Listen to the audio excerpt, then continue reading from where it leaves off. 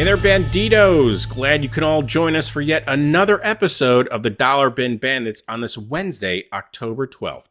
I am Joe Marcello. I'm Warren Phillips. I'm Mike Farah. And today you're in for a real treat. We have another returning guest. I like to call him a comic book heavy hitter. And, this is someone who has made news in recent months for a new venture with another comic book heavy hitter. I'm talking about Dan DiDio. We were fortunate enough to have him back, this time to talk about his collaboration with Frank Miller.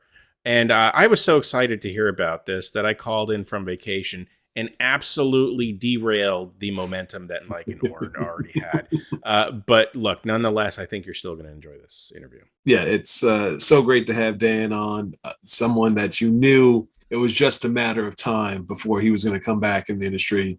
And what a comeback it is with Frank Miller. It's huge. Fans are talking about it. I think, New York Comic Con's coming up too. That's going to be a very hot topic of conversation around there. Yeah, Warren and I couldn't make the first Dan DiDio interview, and Joe did a spectacular job as always. But we were happy to join this time and really dig into Frank Miller Presents and understand what it's like to just kind of will a new imprint or new publishing venture into existence. So that was a really interesting, cool perspective that Dan brought to the show. And, I hope you guys all enjoy it. So let's get to it. It's Dan DiDio. So Dan DiDio, thank you so much for joining us again. It's a pleasure to speak with you. I feel that I missed you both the last time I was here, so I'm glad that we were able to finally connect, and we can intercut this interview with the other one, so we feel like we're all together. Just like a big family reunion. Yeah. So you've had a very interesting few months, from what I've heard. Could you tell us a little bit about what's going on? Sure. I mean, like I said, we announced the company that Frank and I've been discussing for over a year now, which is Frank Miller Presents, and it's an interesting venture because when you leave a company as large as DC, it's hard to imagine where else you're going to land within the same industry. To be honest with you, anything feels like a weird step, away from what you really enjoy doing. So when I was talking with Frank, and we were just talking about different ideas and all that, as the story goes, he came up to me and he asked me if I was interested in editing Dark Knight 4, because they were talking about Dark Knight 4 somewhere. And I said, I don't think DC wants me editing that book. But if you have anything else in your mind, let me know. I'd love to get a chance to work together again. So he was thinking about it, and we were talking about Ronin, and he said, well, how about Ronin? And I said, I'd love to do it with you, but only if you did it yourself. What if we started our own publishing? Let's not bring it to anybody. Let's figure out how to handle it ourselves. This is one thing neither of us done, so it makes perfect sense to do it, in a weird way. And that's the sort of challenges I was looking for. You don't want to do a one-for-one replacement. You want to be able to try different skills and areas where you could still be learning within the business and learning about what other people did. And I can't tell you how many current and ex-DC employees I have called up and apologized once I understood what their job was. And now that I'm doing it myself, I'm like, wow, the demands we used to put on you were ridiculous, and you were able to do it seamlessly. And now I'm trying to learn from scratch. So it's been a lot of fun. So I wanted to ask, sort of go back to the beginning of your and Frank's relationship, even probably before you met, which is where did you first encounter Frank's work, and what were your immediate thoughts when you first were introduced to Frank Miller? It's interesting because when Frank's art, probably through Daredevil, probably where it is, and a couple of Spider-Man annuals, which is what I really enjoyed of his the most. And I was a fan of his work, and I followed his stuff. I bought the Ronins because I felt they were important at the time and looked interesting and different. And the Dark Knight stuff, I loved it a lot as well. But as he started to move into other areas, I was a real superhero guy. So as he got away from superheroes, I sort of stayed within my in my playground. And then he was finding and creating all these new areas and new territories away from there. So, and it wasn't until I joined DC 2002, and I remember it clearly the first time I met Frank, because he has a presence, as you can only imagine. And what happened was I walked into Bob Schreck, who was editing Dark Knight Strikes Again. And Frank was taking out pages of art, and Frank works on double-sided boards. So it's these massive pieces of art. And Frank's telling the story about the effect he was trying to get. And he's going, and I was dipping the nails in ink, and I was ripping and raking them across the page to get the energy and anger on the page itself. And I'm like, this is something I wasn't expecting. And I never forgot that moment. And I'm like, and Bob was talking to him, and I was just in the room, just the fly on the wall listening in. But it was just after 9/11. It was something that had a profound effect on him. And he was trying to bring that emotional energy to the book that he was working on at that moment. And it was rather an interesting thing, because you realize this is a person putting so much of himself into his craft. And I think that's why he's so successful too, at the same time, but it was a weird moment. Then flash forward. Next time I talked to Frank, was when I brought him in for All-Star Batman and Robin. I had Jim available, the artist, the writer in the book left, and we were looking to find a new energy on the book and a different sensibility. And Frank came on board. He goes, but I want to make this book where Robin's the star and not Batman. I'm like, you go. This is your book. And him and Jim went off on it. It was a ride. It was a lot of fun. There's some interesting moments in there. And then go forward again. We were talking, and then ultimately. What happened was we were looking for ways on the Batman line to find ways to give a little spice to the storylines, and I had basically given Pete Tomasi the approval to use Carrie Kelly in Batman and Robin, the comic. And I think you might see there was an issue where Carrie Kelly appears and she disappears quietly, and you don't know why. Well, the reason why is that I get a call from Frank Miller. And I go, Frank goes, I don't really want anybody else working on Carrie but me. It's just somebody I feel that personally attached to. And I really, everybody's been very protective. I'm hoping you can do the same. I said, I would love to, but what you brought to books is so strong for DC and so memorable. We should be doing more. If I can't use these characters without you, how about if I use the characters with you? And ultimately that's the discussion that gets us down and starts the ball rolling we get to DK3. And that's how DK3 is born, out of the fact that we put Carrie Kelly in a book that he didn't want. It's weird how these things come about. You know what? And I always said it's with the creativity and the working in these things, it's like flowing out. It's watching the flow of water. I always remember that scene in Jurassic Park with Jeff Goldblum when he puts the water on his hand and he talks about it going down a different path.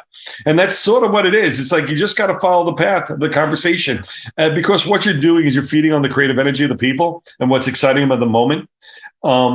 And one of the, as I said, when I first got to DC, one of the weak spots was the amount of time and energy that they spent over polishing the stone, we used to call it. What they used to do is that they take a book and they develop it and they work it to death so that all the rough, interesting edges are worn down and they have a very finished, polished piece of work, but it loses any sort of a personality. And you really want creators to work on a book and be inventive on that property when that muse is in them and that energy is there, and you want to get it on the paper as quick as possible and get it out the door, because that feeds the whole beast. But we try to get out books faster. So when you hear an opportunity, you've got to jump on it. You say, let's get back. You don't want to say, let's get back to this in a year. You want to say, let's get this done right now, because while people are excited about it, that's when you want to get people working on it. And that's what we did with Frank. And when he was excited about it, he started thinking about Dark Knight 3, and then the ball started rolling, and then all of a sudden the team came together, and we had a book, and it came together better than we thought. It was really great. Yeah. I think strike while the iron's hot is a Always. good policy. It's good and bad. Sometimes you don't. It's like those cooking shows. Sometimes you don't let it cook long enough, and you're serving it half baked, and it's funny. I was talking to somebody the other day about Final Crisis, and that's the perfect example.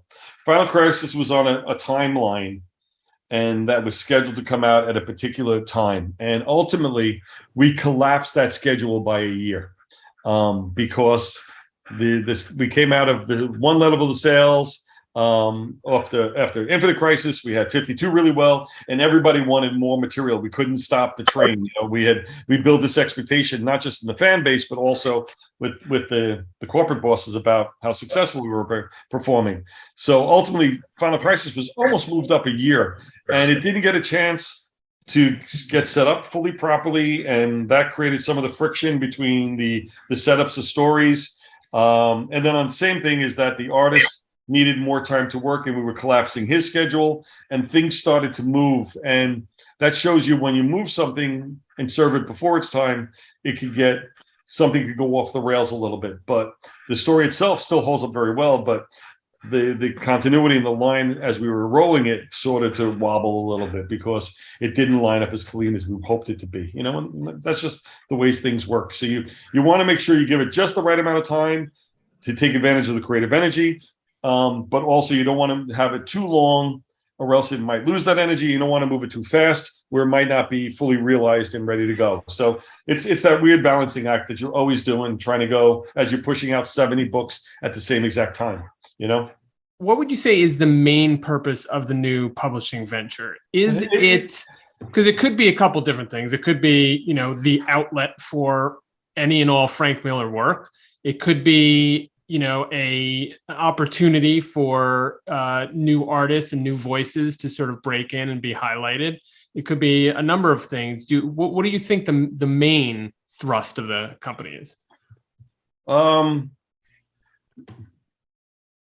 Main thrust of the company is a concept we call leading by example.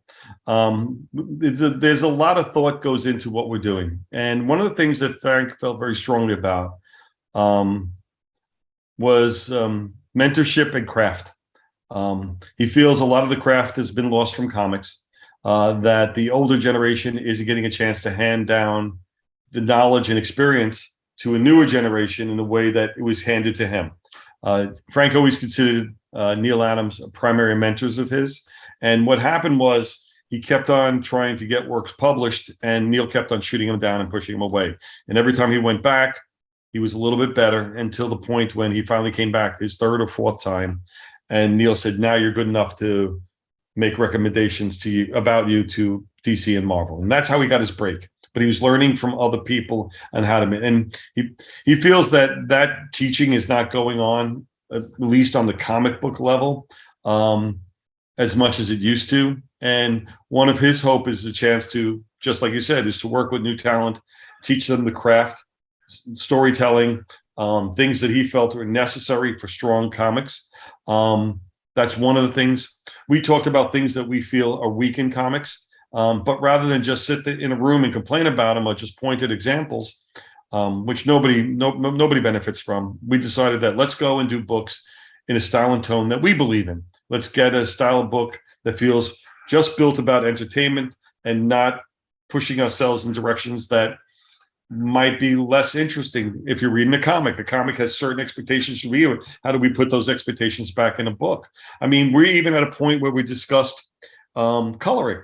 And if you look at the Ancient Enemies piece in the Ashcan, we desaturated the colors. We think that just because computer coloring is there and all these colors and opportunities are available to you, doesn't mean you should use them all the time or at the same time. And these pages get very heavy. They get muddy. The paper can't even absorb the amount of ink it's putting on the paper now. And you're losing the art. And you lose the clarity of the storytelling. And what we did is we desaturated our colors so you can see the line art again. And we want to go back to where the art really sells the properties and product. We feel the artist has really been, pushed down a little over the last few decades, last decade or so. And part of this is to really elevate the artist again, bring a strong visual sense to the books, because we truly believe that art sells comics. Story brings them back, but art sells comics. A visually exciting book is something that people want to pick up and read. And if it's a good story, they'll come back and get the next one, but they might not be interested if the art's not interesting. So we want to get a lot of that back in the pages again, and see whether we're right or wrong. We talk about this a lot. And we'll see where this takes us. But again, we're comfortable with it. If it didn't work, at least we're believing we're creating what we believe in a storytelling that we believe should be right. I've seen talent work with Frank. I mean, I've watched Andy Kubert work with him. I've watched Emma Kubert, Andy's daughter, work with him, and I've watched Philip Tan work with him, and every one of them will tell you directly about how they changed and improved as an artist and see the page differently after working directly with Frank. So this incredible reservoir of talent and knowledge that he's hungry to share. And this is giving him that opportunity to share and work with others, and hopefully not just create great books, but help people improve and be able to pass this message on and these teachings on outward and help build that sense of community that used to exist really in a special way in comics in the earlier days. Now, the landscape of the comic industry has changed a lot. Besides, you have DC, Marvel, Image, but with a lot of these creator-owned projects, keep popping up, being funded by folks and stuff like that. What is your guys' blueprint for breaking into the market now? I mean, you guys have the star power. You have yourself and you have Frank, but what are you guys doing to get the word out to the public? Well, I mean, that's what the Ashcan was about. The Ashcan was very simply to show what we're about. I mean, I see a lot of returnability in the comic market today, and we're going to create more of the prestige style books. Our books that we're doing are all oversized, 48-page or larger. They're all $7.99 price point. So it's a larger book. It's not something that we can easily accept as returnability because just the cost involved in making them. So if we're not going to do the returnability, which is exactly what the direct market is built on, then we want to make sure there's a level of awareness and understanding of the material going forward. That's one of the reasons why we launch with projects like the Sin City ideas and Ronin, because there's a built-in expectation in knowing what these are. But next to those books, we have Ancient Enemies and Pandora. And that way we have a chance for hopefully some of that sampling moves over to the newer product, and we can be able to grow those out with the same audience. So that's the goal there. And we're going to go out there. We want to go a little more grassroots. We're talking about store tours and conventions and things of that nature. I go to these shows, and there's 100,000 people at a convention these days, and granted, they might be there for celebrities or not, but they're walking past these areas. And for me, people want to meet the creators. They want to see what they're doing. That crowd is very willing to accept something brand new that they've never heard of before, just by the conversation they might have had with a creator standing at a table. And I think that grassroots sensibility, even when you have people that are recognizable, is still essential. Because what we know or how we're known in one market is one thing, how we might be Frank seen in the other markets like film and TV might be another thing, but they might see a disconnect between the two. They might know the movies, they might not know the books. And it's important for us to make these connections going forward, So I was originally going to ask you, how how this was going to differ from other publishers that you've worked with, or other publishing companies. And I think you've kind of answered that, but I'll just move to the next one is, are you going to be using all new artists, or can we expect to see some, dare I say, friendly faces or talent that we were familiar with in the past? Or will this be kind of all new? It's going to be a mix. It's going to be a mix. I mean, the reality is, I've worked with Philip Tan for over 15 years at DC. He's working with Frank, so already existing talent. Frank's working with this newcomer called Milo Manera. I heard he was big in Italy. No, just kidding. Yeah, Milo Manera. Milo Manera over there working with Frank as well. Frank is doing books on his own, but at the same time, I have Daniel Beyruth working with me on Ancient Enemies. And while he's done work for Marvel and DC, I think this is really a star turn for him. I think this is a breakout book. And the same thing with Emma Kubert. She's had some success with her Inkblot book. But I think also this is another thing that's going to help elevate her as well. So a goal is to find the right people for the right job, the people who are excited, work with people who really want to collaborate. I can't express and say that word enough times. This is a collaborative medium. This isn't about just taking a book that somebody else did in the privacy of their room and then publishing it as is. Frank's heavily involved in the conversations on every book, whether it's something that he created or something that somebody else created, he's still part of the process. I mean, even with Ancient Enemies, I had that book figured out beginning, middle, and end, and he threw the hand grenade in there, and he says, I want to create a character for it. And he created the character of the geek and dropped it in the series that I'm writing. And I looked at that character, and the first thing I thought is, this is something I never would have created on my own. This is not how I think. This is not a visualization of a character that I ever would have put in this environment. And by doing that, it helped me. I had to rethink some of the dynamics of the story and the interactions of stories. And I think the story got better for that. And that's what the fun part is about. It's about that sharing of ideas and finding ways to improve it, just through the conversations and, seeing where opportunities might lie. Just one follow-up, and something that jumped to my mind was: are you going to pull no punches as it pertains to maybe content or artwork? Because right now you're not really hindered by any bigger entity kind of waving their finger. No, none of that. You can't do that.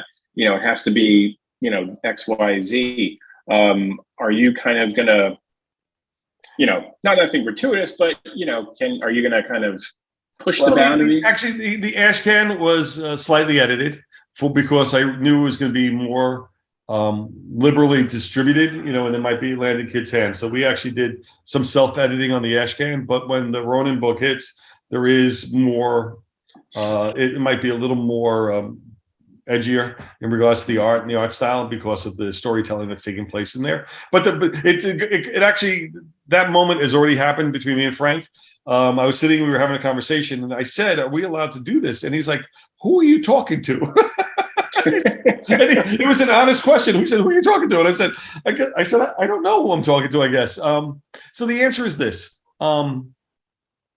We do what the story dictates.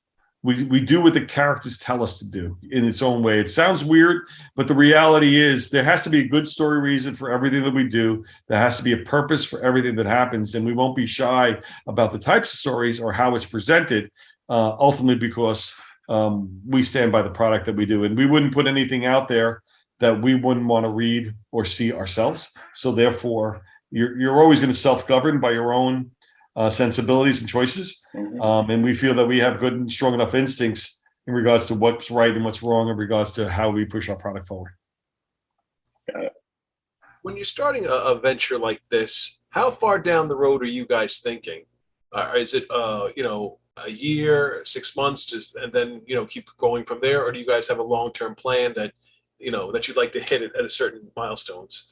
Well, when you're bringing investors in, you have to build a 5-year plan. So we got a 5-year plan. Yeah, granted, I know what the first year of that 5-year plan is, the real one, but then it gets a little fuzzier as the years go by. I used to joke at DC. I said they used to love to do 5-year plans at DC, and people would have 3-year contracts. And and for some reason, in those 5-year plans, all the big money was made in those last 2 years. The case. So if you already discussed this, I apologize because I heard it mentioned a bit. But the sequels, or dare I say, I don't know, maybe spinoffs of Ronin and Sin City, are they gonna? Well, I guess Sin City is like a different time period. Yeah, well, if Ronin is a sequel, Ronin Sin City with Minera is a continuation. Okay. And Sin City Blood and Dust is a prequel. Okay. All right. How's that sound? That makes sense. All right, cool. Now, is that what's that like? I mean, certainly for Frank, I'm sure it's dipping back into the well from these characters that are just beloved. What's that like for you guys, just continuing these stories? It's interesting because we're trying it from. It's not about just continuing the stories. Frank had the second part of that story from day one. Once he completed the first series, he had what the sequel story is going to be. He just never had the opportunity or the time to tell it. This gives him that opportunity to tell that story. So that's good news. The second one is that with Sin City, he always wanted to do the Western. He watches Westerns while he's drawing occasions too. So he's a big Western fan. He wanted to do a Western on this, and he's been threatening this for a long period of time.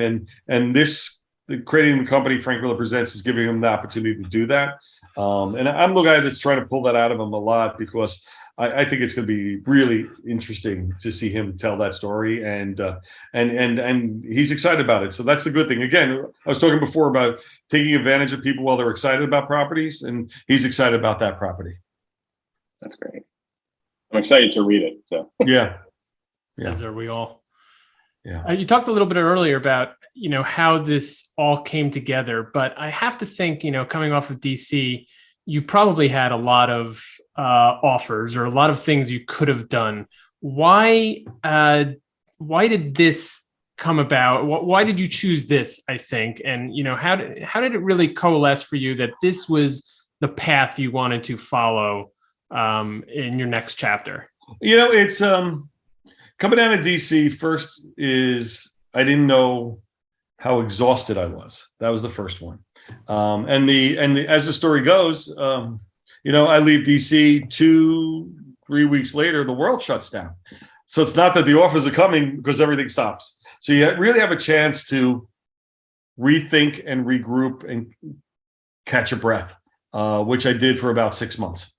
And what I first did is I was doing a lot of development work for animation, building some story Bibles and some Bibles and helping some folks out along that line, because animation was moving. When everything else was stopped, animation was able to go on. And that was fun, but the opportunities weren't as big as I thought they might be. It was good at the moment, but things were moving slowly because nobody knew what shows or what was going to happen, and everything was moving a little slower. And then as I started to move forward, I did some freelance work for folks at Condé Nast, and we worked on a coffee table edition of the history of Street and Smith. Got a chance to work with about With Shadow and Doc Savage, and did some work with those guys, helping build that book, bringing in some talent to work on that. And I honestly, I didn't know really what I could tell you the truth. I honestly didn't know what I really wanted to do. Sort of just moving along, just picking up little things, because I didn't want to, like I said, I didn't want to get back into the deep end of the pool. It just wasn't the right time or right pace. And a lot of things have changed, and I've been watching from the outside, and I really wanted to do something where I had a better sense of control of my own destiny and future. And this is where they probably had the best opportunity, because, as we said, it really is a 3-person shop right now. That's the truth be told. And by being a 3-person shop, it's a lot easier to get things done. It's a lot easier to communicate. And, as we start to move forward and maybe get a little bigger along the ways, that might change a little, but the core conceit of what we established at the start will remain the same. That's for sure. You always knew, or maybe you didn't. Did you always know that you wanted to return to comics, or was there were you sort of open to all kinds of different things? Oh, I was open to everything else. The last thing I wanted to do was comics at the start, at least for the first year. You have that, what I call, I am not Spock moment. For those Star Trek fans who know what I'm talking about, Leonard Nimoy didn't want to be Spock. And then ultimately he realized that's where his success was. The defining moment was when I was pitching in animation, and pitching in animation. And they're like, well, this is, is this a comic? Is this going to be a comic? And I said, no, this is an animation project. And they're like, but didn't you work in comics? I said, yes. And he goes, well, then why isn't this a comic? And I'm like, I can't answer that question. So I realized, what, maybe it might make sense to do some of these things as comics. And then that got me back into it a little bit, so to speak. I mean, lest we forget, you did also, join our podcast in that time too. So that was something, I did a couple of podcasts, but this was the key one. It was a one-on-one. It was a completely different dynamic. Yeah. No, the us three together, really, it's a whole different story. So I have to ask, you've had some time to be away from, comics. You're obviously getting back into it, but what what is your take on the comic book world now? Are you happy with it? Could things change? I think things changed and didn't change. I'm not really sure. To tell you the truth, I haven't been reading and following things along. I'm starting to get back into it a little bit now. All I'm doing with the comics that we're doing with Frank are the comics we want to do, what we'd like comics to be. Noisy, goofy, scary, little, just push the edges a little bit, have some fun with it. And that's in it, and it's interesting because I have to relearn that, the sense of attitude again, because it's sort of been beaten out of us a little, and it's a little disconcerting, because you're not sure if there's a world out there that still wants to read that or enjoy that. But when I look at the manga market, I look at what's going on there and the explosion in that, and that's all about attitude. That's all about big personalities, larger than life, big images, a lot of stuff happening just over the top. And a lot of people are gravitating to that material. And you have to wonder, are they gravitating to that material because that's the subject matter they want to see and they're not getting it anywhere else? Maybe we got to try to find a way to get that to them as well. And that's an interesting challenge, because we're not creating anything with the mindset of that this is a screenplay just waiting to be made, or any of that stuff, or it's a broken pilot from something that I tried to pitch 20 times, nobody wanted it, so I made it into a comic with the idea somebody's going to buy it as a comic. Not the case. We're making comics first, and you could come to me and say, does this work in any other medium? I'm like, I don't know. Like with Ancient Enemies, we pre-sold it as for NFTs. I wasn't even sure what an NFT was. Yeah. None of us do either. Yeah, it's Big mystery. But all I knew what that was didn't impact what I was doing on the books. So therefore, it was a nice mix. And it got us some of the financing necessary to really give us a good, strong jumpstart, which was great. But for me, I'm excited that somebody saw something interesting in Ancient Enemies. I was excited to see that they could push it out on the market. And if that raises awareness on that side, fabulous. And our stories, if there's a synergy there, wonderful. If there's not, that's great too. Because all I really want to do is tell a big comic book story with Ancient Enemies, and that's all it's about. It's just a big, crazy story. Now, you guys are both very successful comic veterans. Is there anything you guys have learned on this journey so far that you didn't know about the industry, or an aspect that have come up that kind of took you by surprise? Not yet. I can imagine that's all going to happen when the books come out. I mean, the ASCAR release pretty much went the way that we thought it was going to go. We knew there was going to be some bumps in the road, but this was the best and quickest way to get books to market. And I'm glad with all the retailers that worked with us and really understood what we were trying to accomplish. And that's why we're going back for a second printing to make sure we get more books into people's hands.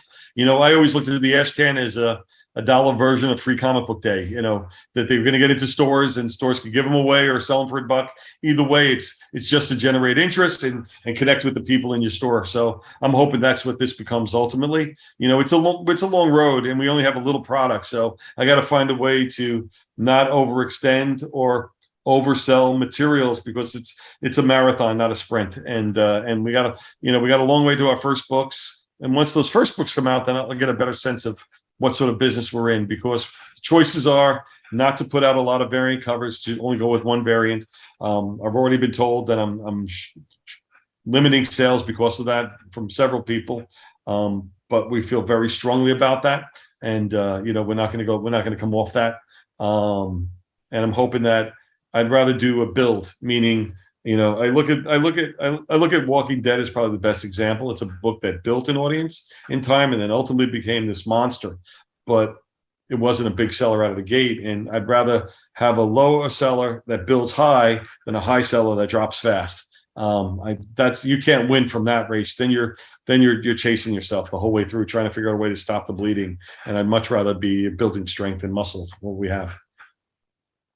I'm interested a little bit. You just mentioned a few things, but sort of formatting of books. First of all, the ash can is, a format that we haven't seen in quite a while, and On purpose. I think it's really cool, and I think it's for the purposes you're using it for is probably the perfect format. But I'm just going to combine a couple questions. So I'd love a little bit more about what thought went into producing an ash can, but also I was thinking about when you talked about The Walking Dead, that this is a ongoing series. I mean, there are certainly stories that they're telling a few or several issues at a time that fit into trade paperbacks. But is that something that you and Frank are exploring, like different one shots, short series, trade paperbacks, long series? Yeah, I mean, we're exploring all different formats. Also, Frank likes to work in sizes. He likes to size the book based upon the book itself, about what the story is visually and how it lays out. We went with the traditional format on Ronin and Ancient Enemies, traditional comic book size, primarily because that's the expectation for the material based on how the first series was produced, and that I'm doing a very superhero style story, meeting the expectations there. The ash can was very specifically created to tie into what I call my little tagline, which is for the love of comics. The idea of the tactile experience of a comic book, the touch, the feel, the smell, the weight, all these things that were going on, were to reconnect you with those earlier senses of when you might have been the first collecting yourself and what that evoked in you as a comic book fan. That's sort of what we were going for in that book and look. And I think it succeeded in doing that. Everybody tells me about that. The other thing the ash can does is it basically is a test to see how to produce books. Never made a comic ourselves. Never had to get a final file going to printers itself without a whole bunch of people working behind me. And they do a great job, boy. Let me tell you, the unsung heroes of the comic companies, because this is a lot of work to get this stuff ready for printing.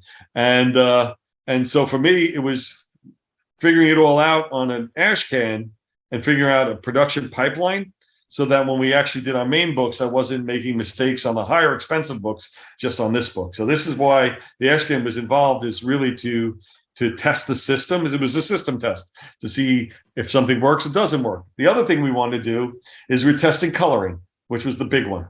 And we went with this desaturation effect on the color, so much so that the colorist on the books, Alex Sinclair, calls me up and goes, I have to relearn my skills from the 90s because I forgot how to color like this. And it's not that we're going backwards, it's just that we're going smarter in how the color sits on a page, so that the line artwork is seen. Because originally we did a color pass, and just in the style that you don't see a lot of books right now. And I think it crushed the artist pencil work, just crushed it. Had these beautiful, beautiful black and white pencils. Color came on and just killed it. And it's a shame because color used to elevate a book, and now it's covering a book. No sense of foreground and background. I think that if anything has to be taught, it's how to use computer coloring properly right now in comics, more so than anything else. But everybody's a one-stop shop nowadays, and again, it's a collaborative business. It's not about just doing it all yourself. It's about working with the best people in the different jobs so you get the best product at the end of the day. And that's what we're trying to accomplish. And so it was a test. It was this little petri dish that we were doing here, which was the ash can. And I can honestly say we didn't hit any bumps, which was good and bad, because Frank kept on calling him out. He said, ash can, it should feel rough, like there's mistakes made in it. He goes, you got to put some mistakes in. And I said, I am not putting mistakes in a book and being called out for my mistakes that you forced me to put in there. So I said, I promise you, if there's mistakes in there, if there's mistakes made, they'll be in there. You don't have to go looking for them; they'll happen. So, but I haven't seen them yet, so I'm good. I'm glad. Sounds great.